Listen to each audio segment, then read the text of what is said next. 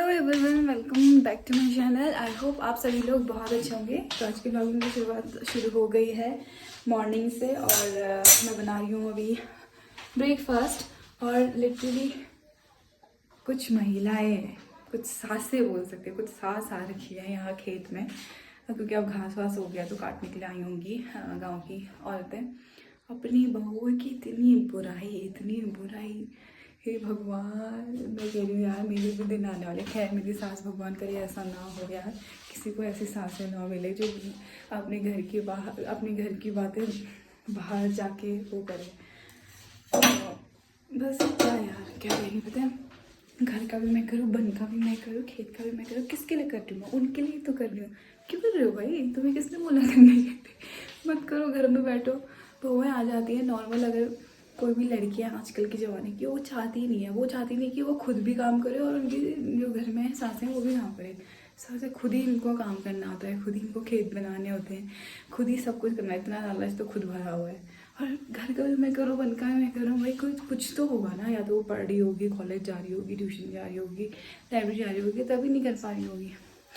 और ये हमेशा मतलब सासों की गलती होती है। कभी कभी बहुओं की भी गलती होती है कि वो ज़्यादा ही डिपेंड हो जाती है सासों पे, कि सास कर ही रही है तो करने ही दो वाली बात।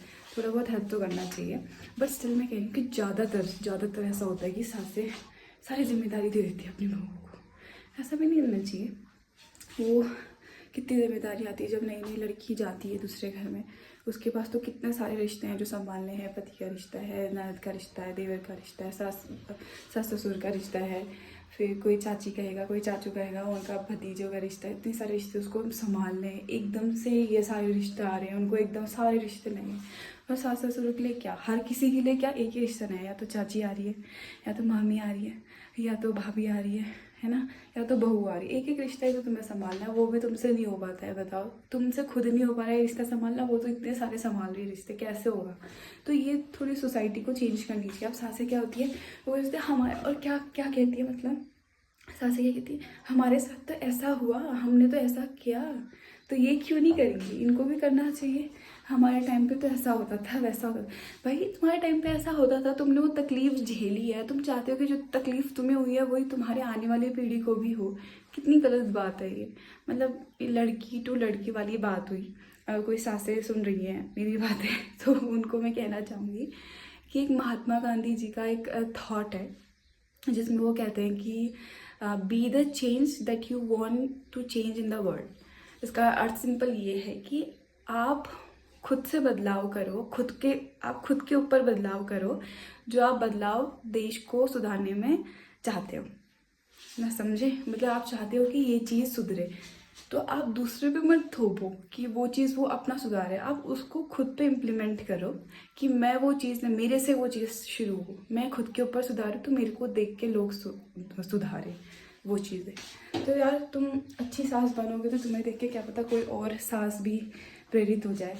मतलब ये मेरा मानना है, क्योंकि जनरेशन गैप होता है, थॉट्स का गैप हो गया आजकल बहुत ज़्यादा। सासें हुई बहुत पुराने ज़माने की, उनके बचपन में शादी हो जाने वाली हुई। हम लोग हुए इस टाइम के, हमारे थॉट एकदम न्यू है, हम कुछ और ही सोचते हैं। हर किसी की बात भी नहीं कह रही हूँ, कुछ लोगों की बात कर रही हूँ। कुछ तो फिर ऐसी होती हैं, कुछ तो सासू, कुछ बहुएं तो सासू से भी ख़राब होती है, सास से भी ख़राब होती है, जिसको नहीं करना चाहिए। आजकल बहुत सारे केसेस आते हैं ऐसे। हर किसी के लिए नहीं कह रही हूँ, लेकिन एक की वजह से सब बदनाम हो जाता है ना, हो जाते हैं। तो इसलिए बस यही, कुछ सासें अच्छी भी होती है, बहुत अच्छी होती है, मैंने देखा है खुद ही। बट हाँ, थोड़ा सा ट्रबल नहीं करना चाहिए बहुओं के लिए भी, नए नए तो बहुओं के लिए, तो खासकर बहुओं के लिए, इन लॉज वालों को। तो मैं बस इतना कहूँगी, तुम्हें एक ही रिश्ता संभालना है, उसको तो हज़ारों रिश्ते संभालना है। सारे रिश्ते उसके लिए नए हैं, घर नया है, परिवार नया है, जगह नई है, रूम नया है, बेड नया है, उसका कंफर्ट नया है।